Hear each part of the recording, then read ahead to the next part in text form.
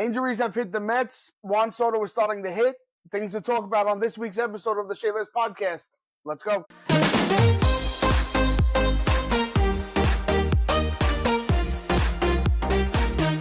What's up, Met fans? Welcome to episode 11 of the Shea podcast. Vin, we're just coming off of a little bit of a rocky week that we had. We went from Arizona to St. Louis, back to Arizona. We are currently 5-5 on our last 10 games. Like we mentioned in our intro, injuries is starting to play a big part in the roster so far. So let's backtrack a little bit. Let's go through the last couple of games, starting in let's start in St. Louis with that doubleheader. What do you think so far? We're 5-5 in the last 10 games. Give us a little bit of a pulse on the team right now. The thing with that doubleheader that's concerning to me, and I mean, hopefully they'll turn it around during the season at some point, and it's not even just the doubleheader, but you see it because there was 2 games in one day. Just the lack of hitting with runners in scoring position, and it doesn't seem to matter who it is. In our Instagram chat, we kind of joke around and everything, but like, bro, just a sack fly. This team they're not. It's like 2 hits in a row is a rally for them because they're getting the guys on, but they're not at that point capitalizing on it. Drive a ball to the gap, and even if it's an out, move the guys over. It's just like, I mean, there was that one game that it was absolutely ridiculous that they said Winker hit into that triple play. Yeah. That's just insanity. But which wasn't a triple play. No, it wasn't. But it's non-reviewable. So who the hell decides what's reviewable and what's not in baseball? But that's the thing that's concerning to me. Like you said, they're hitting, but the timely hits, the things that turn the 1 or 2 run innings into the 4 or 5 run innings, and then just not doing that right now. Right. Hopefully they come out of it at some point because it'll be a long season if they don't. And it's literally, I feel like it's everybody except for Alonso. Yeah. Like you said, starting from the top down, hitting with runners in scoring position makes or breaks a winning streak. Obviously, we went on a nice run. We had 2 6-game winning streaks to start the season, but we're not hitting with runners in scoring position. You look at guys like Nimmo, McNeil just came back, Alvarez just came back. Lindor's off to a red hot start, but when hitting with runners in scoring position, nobody in the lineup is doing it. And the thing you mentioned with McNeil coming back, because I do want to just mention that real quick. I don't understand the hurry and it's not the first time we've seen it. It's almost like they salivate at the mouth to get McNeil back and get him in the lineup when there's no way, if I was running the team or whoever makes the decisions, there's no way I'm taking Acuna out of this lineup for Jeff McNeil. You want to start him at second or center field or left field or whatever it is. But that second base job, as far as I'm concerned, is Acuna. It has to be Acuna. And we spoke about this. You and I have been speaking about Acuna since we traded for him, just being so involved with the Bowman community and knowing who he was at a young age. Acuna has to be the guy at second base. I mean, absolutely. McNeil's time has come and gone. Like you mentioned on one of our previous episodes, I don't think he fits with this team. Acuna has shown that when he is playing, he is a spark plug both on the bases. He brings something that we lack, and that's speed, both in the field and on the base paths. And we see it all the time. And I don't know why he doesn't have the green light even more than he's already had once he gets on base. With Acuna? I think you mentioned it when we were talking in our group chat. What did you say? He's like 8 for 9 or 9 for 10? Yeah, it's something like that. They have to let him go. And I don't know if it's because he's in that 9 hole and they want to keep him on base for Lindor, Soto, and Alonso. But Garrett, Keith, and Ron even mentioned, I believe it was yesterday, the first game back in Arizona, that even Lindor's stolen base opportunities are down compared to last year. Yeah. So I don't know if that's something that, as a team with the top of the lineup that we now have, they want to give Soto every opportunity to have those RBI chances, especially with Pete, and we see how Pete's capitalizing on those opportunities. So I'm not mad at that, but I would like to see Lindor and Acuna get those opportunities to continue to swipe those bags. Having a man on second with no outs is a lot different than having a man on first with no outs. And especially when you got Lindor and Soto, who primarily Lindor's hitting lefty. Yeah. So now, like we mentioned, not hitting with runners in scoring position. So now you let Acuna steal, and now you get, if even it's a ground ball from Lindor, it's a productive out with Soto and Alonso coming up. Acuna's batting 298 with an OPS over 700. Yes, would we typically like to have his OPS a little bit higher? Sure, but he's young. His knowledge of the strike zone is only going to get better. But he has shown that he's a spark plug that we need at the bottom of that lineup, especially when the rest of the bottom of that lineup isn't hitting. I mean, Yeah, he's been really good, and we can't even talk. I mean, it's been unbelievable what he's done defensively up the middle. Him and Lindor up the middle is completely different than yeah, Lindor and McNeil up the middle. without a So doubt. I think all Met fans can agree at this point that Acuna has to be the starting second baseman moving forward. It'll be interesting to see what they do with McNeil moving forward at the deadline, if there's even an opportunity to move him. But I mean, I you look at teams like the White Sox, maybe. I know me and you always talk about I bringing in know. Blue Bob. I mean, listen, he brings something to a team that not a lot of teams have, right? He has great bat to ball skills, or had, excuse me. He Had had great, right. He had great bat to ball skills. He is a professional. When he is on the field, when he is healthy, he posts every day. So I think he has some value. I know, like I said, he's coming off the injury, but if there's an opportunity to move him and open up the door for a young kid like Acuna to play every day, you got to give it to Acuna. Yeah, and I think the thing with Acuna, especially when he gets on base and, we wanna see him run more, I think, you know, I would almost be tempted to tell Acuna, "Run until we tell you not to. Right. Be Just proactive. you get on base, go. I don't care if you get thrown out. Listen, we'll learn from that." But Right. I would almost say Acuna has the green light every single time he gets on, unless Yeah, it's a situation where, like, you're down 2 runs and the tying of runs at the plate late in the game. But other than that, I really think I just don't understand the love affair with McNeil being a starter. I would say he has the only value I see McNeil on this team at this point is spot starts to give guys days off, especially the way Tyrone Taylor's turned it on. I know. He's on fire right now. You can't take him out of center field. Nimmo with the ankle, a foot, or whatever was wrong with him. You want to Mhm. give McNeil a spot start over in left field. It is what it is. That I can understand. At his age, and me and we see it. Lindor and Alonso play every day. Every day. Nothing keeps those guys out of the lineup. So there's no reason why you can't tell me a 21, 22, 23-year-old kid can't be out there every day when these two guys are doing it. I agree. No, I know. Espe- Especially now with the injury front with Winker, and we'll get into the injuries in a couple minutes. But Winker being out 6 to 8 weeks, that kind of hurts us in terms of having that DH opportunity, and then also having that spot starter in the outfield to rotate those 3 to 4 outfielders. I mean, it opens up the door for McNeil to play a little bit more. Obviously, like you said, to spot start to fill people in, but also at the same time, you have the veteran in Mate who looks like he's more comfortable when he's playing the field. I feel Yeah, like when without a doubt.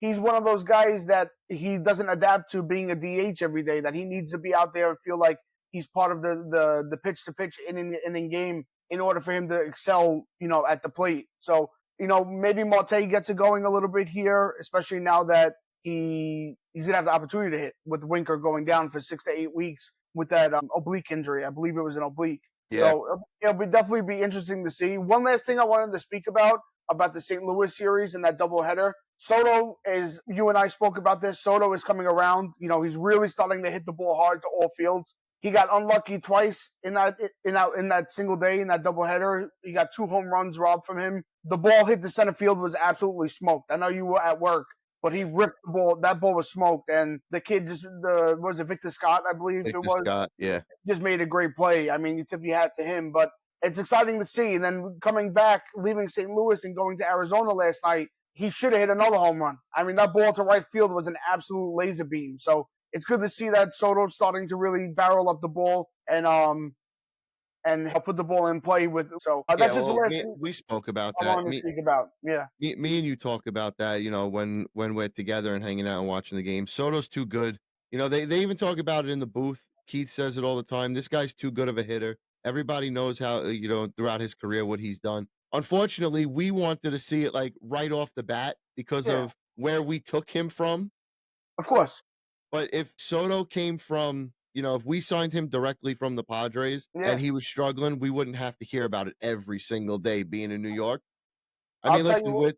with him not hitting to start the year, For And three for games, us to be 23-13, you gotta sign up for that, right? listen, 10 games over 500, 3 games in first place over the Phillies.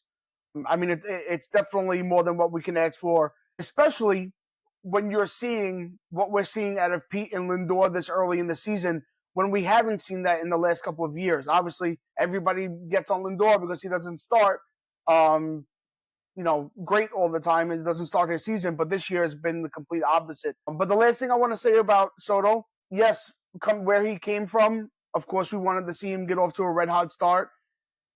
We're going to the Bronx next week. If he hits in Yankee Stadium, nobody will talk Oh, about what he I did get the it. last month and a half.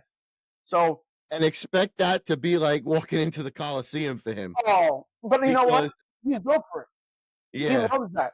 He loves that. Coming from the Yankees and then obviously playing in the winter ball in the Dominican League for all those years, he's not scared of that environment. The guy won the World Series at the age of 19, 20 years he old. might So, do that. huh? That might really get him going. That's what I'm saying. It might be He something that looks he like that needs. type of guy that thrives off that. Yeah. No, Hopefully. I think he that's gonna be his breakout weekend. I'm calling. He's Hope definitely if he homers his first at bat back in Yankee Stadium, that's that's going to be insane. But I think that's going to be the moment where he has his Met moment. I think he that will be his weekend to shine. So, like I said, he's coming around. He's hitting the ball much harder, much better. So I'm not worried about Soto one bit. Transitioning to, I mean, let's talk about the injuries because injuries have played a major part in the last couple of weeks here. Two very big blows to the bullpen, yeah. losing two big arms. AJ Minta out for the year with his lat injury, and Danny Young, who was just starting to show some promise, was just starting to strike guys out, especially coming in that lefty arm coming out of the bullpen. He'll be out for the season with an elbow injury. So two big blows to the bullpen, and then like we just mentioned, Jesse Winker going down 6 to 8 weeks. So that's a little bit of a blow to that DH spot. It's going to be interesting to see how we pivot. Obviously, bullpen is now going to be a question mark that we have to fill. Will they fill from the farm? Will they fill from within? Or do we go make a move, heading into the summer? So it's going to be interesting to see. I think the big one there is AJ Minter. Given Oh, how absolutely. good he was pitching, from opening day, AJ Minter was dominant. And like you said, it sucks because Danny Young had just started to turn it on, and then to like compile everything, it's the two lefties in the bullpen. I know. It wasn't even one lefty, one righty, but I don't know. Lefties are tough to find. I mean, I know we had that kid Waddell come up. He Mhm. looked really good in his relief outings, but I'm keeping an eye on one guy. There's one guy that I wanted them to sign in the offseason. They didn't do it. The team's been struggling lately, and hopefully if they continue to struggle, into the middle of the season, I'm looking at Aroldis Chapman. I love this on. I think we both agreed in the offseason that Chapman would have been a great signing for us. Yep. I mean, listen, there's an opportunity. I think Stearns will go ahead and take it.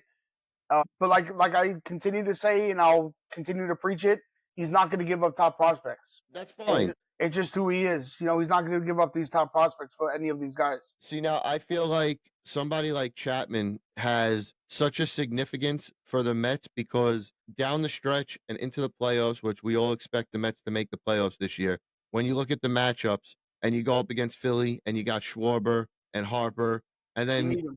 for the Dodgers when you have Otani and Freeman, you need that lefty. It's big, and I think Chapman is the type of guy that this guy's a freak of nature. He's Yeah. still throwing 100 plus. He's a big lefty, and you're gonna need somebody like that. Mark DeRosa on MLB Network mentioned like the top 9 guys that he thinks could be trade pieces. Kenley Jansen's having a great season, That's another one and I would like. yeah, and LA, obviously, LA will take anything for anybody just to rebuild, to get some pieces back. I think Kenley Jansen will be a big plus for us as well. So those are two definite arms that could be, in the mix for time to come. So it'll be interesting to see.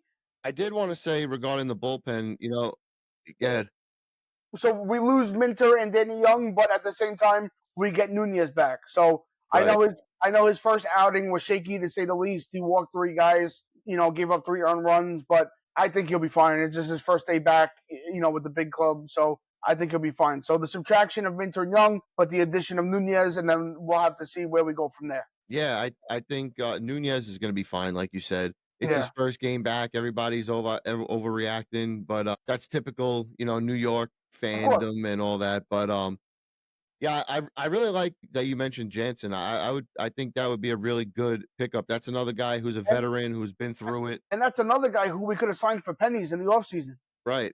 Well, I see, that's mean, how I felt about Stanek last year when we mhm, traded for him. I know he hit a rocky stretch, but Stanek's another one. He's going to be fine. yeah, Stanek, when we got him last year, the reason why I was so thrilled about it was because this is a guy who's been through the fire. He's been right. through the postseason runs and pitched in big moments. So I think you can't put value on somebody like Chapman or Jensen, or a few years ago me and James were talking about it. We wanted Gregory Soto. So those guys that you can't put value, especially on relief pitchers that are so hit or miss, guys that have been through it and battle tested. Another guy who's just sitting out there, David Robertson, is not signed. Right now, Yeah, yeah, that's crazy. I would go bring him back. Yeah, I mean, it doesn't hurt. You can never Right. have enough. You can never have enough arms. 100%. And I You think know, we're gonna have to do something it's, because you the can never have injuries enough. can hurt. You can never have enough arms, especially when our starting rotation doesn't have that anchor that can go 7, 6, 7, 8 innings at any Yeah, night. We see that. I think they said on the broadcast that we're averaging 5 and 1/3 of an inning per start. It's not going to get it done. no I way. mean, especially with the injuries happening to the bullpen now. I mean, shout out to Griffin Canning. I did not see that coming, but he's 5-1. He pitched great the other night. I mean, he only went 5 innings, but he went 5 good innings. So I know Peterson's on the mound tonight, but like I said, you can't have enough bullpen arms, especially if you have to rotate them, from AAA to the majors, and then we'll have to wait and see what happens. But so far, like I said, those are the three major injuries. Let's knock on wood that nothing else Yeah. really comes up. But that really takes care of the injury front. Well, real quick, I just wanted to say, like you mentioned with the pitching staff not going deep into games, this was the reason why I wanted somebody like a Corbin Burns or somebody like that, because when we played them at City Field, Corbin Burns had far from his best stuff that night. Yeah, And he still pushed through 6 innings. yeah. So You somebody need like that, you we need need an that. You need anchor. that horse. Yeah, we don't have that. We don't have that yet. Like I said, if we're in it and we're playing the way we're playing now, I think Stearns will go ahead and make a move. The next thing I wanted to talk about, we know McNeil came back. We talked about that, but with McNeil coming back, Alvarez also came back as well. Alvarez is hitting 281 with a homer, 7 RBIs, and a 760 OPS. Not terrible. Obviously not exactly where we would like for him to be. But listen, if he hits 281, I mean, we can't complain about that. Had that great play last night in the ninth inning to throw out Alec Thomas at second. So that's a positive sign to really see, his pop time starting to improve, because there's starting to become a little bit of a debate in our group chat on Instagram and also around the Mets world about Alvarez and Torrens. In the beginning of the year, Torrens was on absolute fire. Currently, Torrens is hitting 231 with a homer and 10 RBIs, only has an OPS of 670. So he's not really getting on base as much as he was earlier in the year. But moving forward, in my opinion, Alvarez has to be the guy. There's a reason why Torrens is a career, and nothing against Torrens. He's been absolutely great for us, but he's the backup. And Alvarez, in my opinion, has to start to get more of those back-to-back days where he can continue to put those offensive numbers up, because when Alvarez is hot, there's no denying how much power that kid has. Yeah, I think Torrens is, like you said, he's a backup. Yeah. Great defensive player. He'll give you a little something with the bat, but Alvarez has to be the catcher going forward. I think somebody's got to get in Alvarez's ear and tell him to cut down his swing, And I thought because I thought they worked on that this offseason. that's what I thought. He has a completely different batting stance now, and I thought they changed his batting stance because they wanted him to shorten his swing. But like you said, maybe it's just old habits starting to come back. But like you said, he's really chasing that outside pitch that's extending his swing, on most nights. Yeah, and I think one thing with Alvarez I would like to see more of is, the day night back-to-back games when he gets the day off behind the plate. I'd like to Right. see him DH, because like you said, when Alvarez gets going and he's hitting, we don't have a real DH. We didn't sign an Alex Bregman, or we don't have a Kyle Schwarber, somebody who could DH and day in and day out give you that power threat. So the days Alvarez isn't catching, I'd like to see him DH, because we're just not. We've never been strong at the DH since they put that into the NL. We've Yep. never been strong at the DH. What do you mean? You didn't like Daniel Vogelback at the DH? And Darren Ruff. Down rough. Oh my god. Yeah, I was actually just joking about this with my brother before. It's amazing because that year, the deadline, Vogelback, Ruff, and Givens, all three of those guys are out of baseball now. Yeah, that was a What a joke. very bad trade deadline. That was awful. Oh my god. Let's give his flowers to Pete Alonso. I mean, he's hitting 350. I mean, technically 349, but let's just call it 350. 9 homers, 33 ribbies. His OPS. This is what is really shocking to me. His OPS is 1143. Crazy. I mean, what he did last year to what he's showing us this year, that's what blows my mind sometimes about these guys. Like, what it's showing me is you have the ability to be selective at the plate. Yeah. So you're showing us now that you can lay off the outside pitch. You can work a count from 0-2 to 3-2, and you can take your walks. So like I don't understand like how just with a flip of a switch like that happens. Like his OPS has never been this high. I mean 1143 leads the National League. It's crazy. I think there was a almost like a turning point in two guys, trajectory in where they're Mm-hmm. going right now. Mm-hmm. And the home run off Devin Williams, I think, skyrocketed Pete Alonso's pitch selection and the way he approaches at bats. And Yep. it seems like Devin Williams has not found what the hell he's doing since that moment. But I want to say one thing, and I hope somebody from the MLB watches this episode because I was a big I'll be skeptic back. on Pete Alonso this offseason. I'm gonna look right into the camera and say, MLB, whoever puts your little stuff together on Instagram, you should be absolutely embarrassed that Fernando Tatis is above Pete Alonso in the MVP race right now. Yeah, it's insane. It's an absolute disgrace. And I don't know if it's just like Mets haters out there in the world, but there is no justification on Fernando Tatis over Pete Alonso right now as we speak. Pete Alonso is the MVP of the National League at this moment. Like I said, it's April. Let's but You're if we right. had if we ended the It's year, actually May. it is May. If the season ended right now, Pete Alonso would be the MVP of the National League. Yeah, and I mean, like, not even because we're Mets fans. When you look at the numbers, it's not even close. No, you know what we have to do? I'm gonna clip that. We're gonna make this into a reel. What we have to do this year as a fan base, and it's very simple to do. Everybody has a smartphone now. We have to vote in the Mets for the All-Star game. I will vote 455. That many times we're allowed to vote. We have to get our guys in. If Francisco Lindor is not an All-Star Oh my this year, god. there is no excuse. We have to vote for the Mets in the All-Star game. Alonso and Lindor Absolutely. should be starters for the National League in the All-Star game. And as of this moment, get Griffin Canning in there. Get Brazaban in there. Brazaban has been lights out. How's your Brazaban? Shout out to Brazaban. I mean, what a difference that guy's having from last year to this year. He's been lights out. I mean, listen, he's we spoke about it in the preview. Throw strikes, find the plate, and his stuff is electric.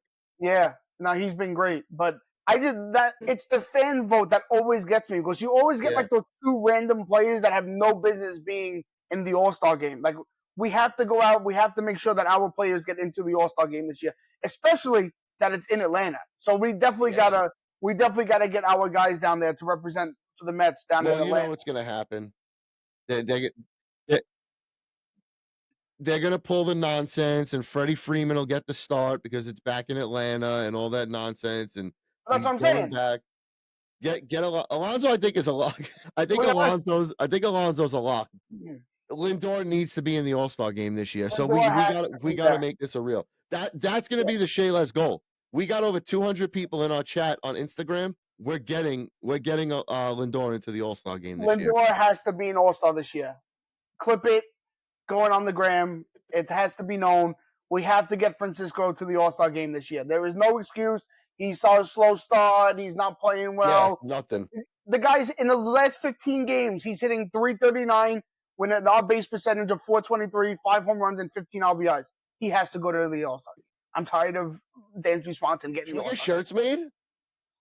Let's do it. Vote Lindor. I'll do it. Back, Shea Les. We can put the QR code with the All-Star ballot on it. I mean, it's crazy. I mean, there's pros and cons to the fan voting. Obviously, we want the fans to have a say, but at some point, it just has to go to the better guy. I mean, nobody's better than Lindor right now in the National League. At the shortstop, of course. At shortstop. No, you're right. I mean, it is Yeah, what it is. You're right. it's crazy. So we're at a half hour. So let's look ahead. We're wrapping up the series. We are in Arizona right now. Peterson is on the mound. Let's hope we finish up with Arizona good. But Vin, I want to fast forward to this weekend. I think Citi Field is going to be rocking Friday night when our former prospect, future superstar in MLB, Pete Crow Armstrong, comes back to Citi Field, and he's on fire as well. We'll get to that in a second. But this is what I would like to call a benchmark in the season. The Cubs are a very, very good team. With Kyle Tucker going there, that is a huge addition to their lineup. And then obviously the emergence of Pete Crow Armstrong. You're welcome, Cubs fans. He's been unbelievable. So, what do you think? What are you looking forward to seeing on Friday night when we're at Citi Field? And how do you think we match up against the Chicago Cubs? Well, you know, we spoke about this when we went to see the Mets play Toronto, and it was the first time that I ever, as a Met fan, well, not ever, I'd say in a long time. I'd say probably since like the 06, 07, 08 when we had Beltran and Wright and Delgado and Reyes and those guys, where I looked at the field during the game and I said, I'm watching Bo Bichette and Vlad. But now on the other side, I'm watching Alonso, Lindor, and Soto. City Field has been unbelievable this year. It's been electric.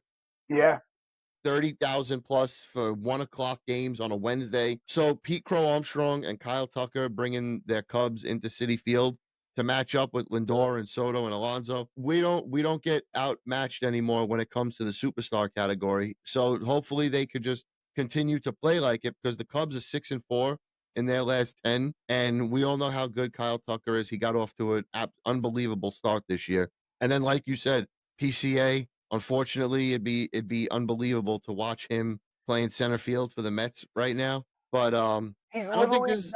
he's literally exactly the piece we need. I know. He's, he's a speed leadoff hitter. Well, we don't need a Yeah, leadoff hitter, but a speedy center fielder that hits for pop and go defense. It's crazy. yeah.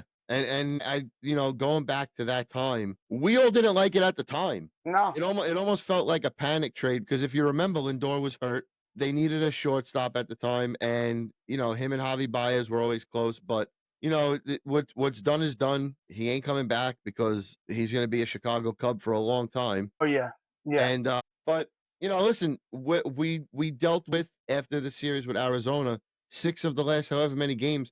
We dealt with another great young outfielder. We've handled Corbin Carroll pretty well, and I mean he went deep last night. But I know. but kids like that are going to get you. They're that good. Of course. But listen, we dropped the series to the Cardinals, but keep winning series. Yep. Keep putting wins together. Take 2 out of 3. Take the 3 out of 4 when possible. But we're going Friday night, and I expect that place to be off the hook Yeah, Friday night's gonna be insane. because when we went to the game against Toronto, the upgrades that Uncle Stevie has made to City Field, it's a destination now. Yeah, we It's said an that from the beginning. unbelievable environment with the lights and the music and the way the fans have been. If you haven't been to City Field yet this year, Get get there. there because it's the place to be right now.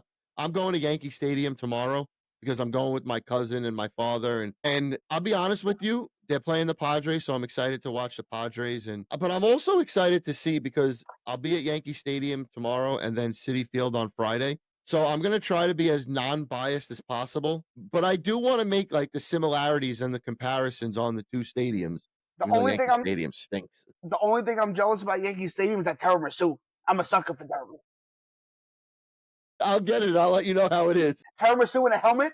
I mean, come on, that's But great. I actually, in a 3 day stretch, I am looking forward to doing both stadiums, and it's two very good games. Yeah, Yankees and Padres, and then Mets and Cubs. So I'll make some mental notes about the pros and cons on the stadium. I would like to try to get there early because living in New York my whole life, I never got to go to Monument Park. So that's the something to only get into thing during the week. during the week. Yeah, I'll let you know. yeah. Well, the museum there is actually very nice. Maybe I'll do that.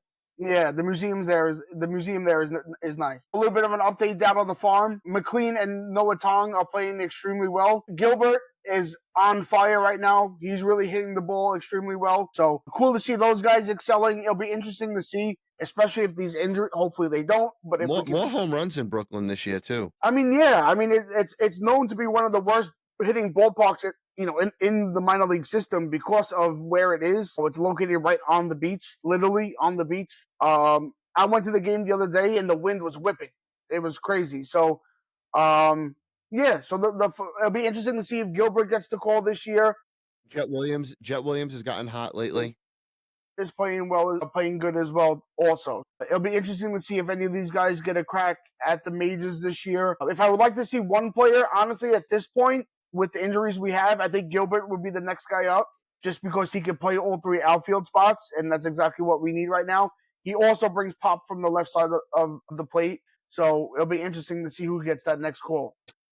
And you still got Mauricio expected to be back at some point. I know you love him. I love Ronnie, but honestly, the guys on SNY said it best. There really is no spot for Ronnie right now, especially with how good Acuna is playing, and Vientos obviously isn't going anywhere. I don't see an opportunity for him to get on the field as of now. If McNeil gets traded or something happens there, and I said it in our preview show, I think this year the best place to see Ronnie would be at DH because he's a switch hitter and he brings speed off in the base paths. But I just don't see an opportunity for him to get on the field at this moment. So maybe the best place for him to be right now is in AAA, playing every single day, getting his legs back underneath him. But we'll see. It's a long season. Things happen. One interesting thing to keep an eye on when it comes to the prospects, I think Beatty only has one more option left. I think so too. So that could be interesting when Winker comes back, what they do with the roster and where they're at that point. Maybe he's up right now, right? Yeah, they called him back up. So They I think he called him has back one more up. option left.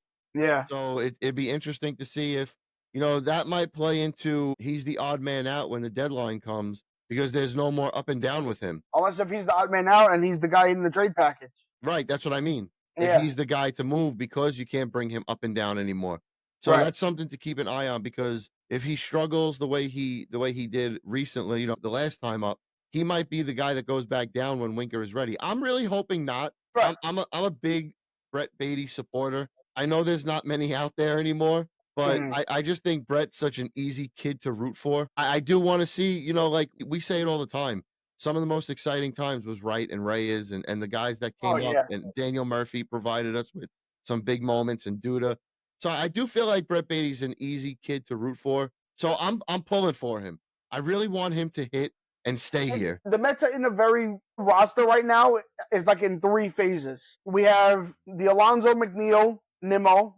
Then we have the Lindor, Soto, right? And then you have Vientos, Alvarez, Cunha. There's like three, and then pitching. The pitching's just all over the place. But in terms of the lineup, there's like three different tiers of guys that it's interesting to see how those guys are mixing. So yeah, I mean, we'll have to wait and see what happens. But I think the guys on the farm are doing well, and we'll see who gets the next shot. So that's going to be a wrap. We're at the 40-minute mark as we speak. So we're going to wrap it up. Thank you so much for tuning in to the Shea podcast. This is episode 11. Vinny and I would like to thank all of you for all the continued support. Check out Vinny over on the TikTok page. Thank you so much for the support on Instagram. On YouTube, we are now at 220 followers on YouTube, almost at 300. Let's get to that 300 mark. Give this video a big thumbs up. And like always, guys, let's go Mets. LFGM.